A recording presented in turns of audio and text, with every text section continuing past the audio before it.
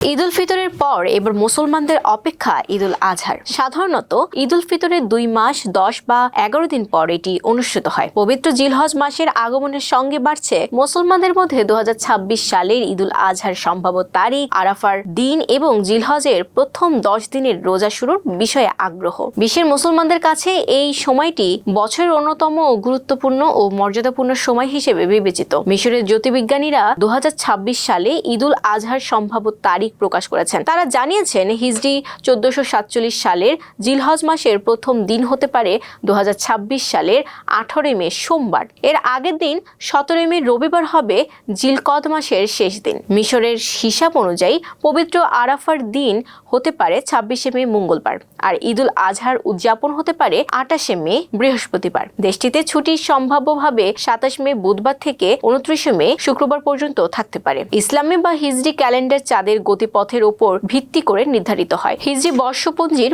12টি মাস হল মহরম, সফর, রবিউল আওয়াল, রবিউস সানি, জমাদিউল আওয়াল, জমাদিউস সানি, রজব, শাবান, রমজান, শাওয়াল, জিলকদ এবং জিলহজ।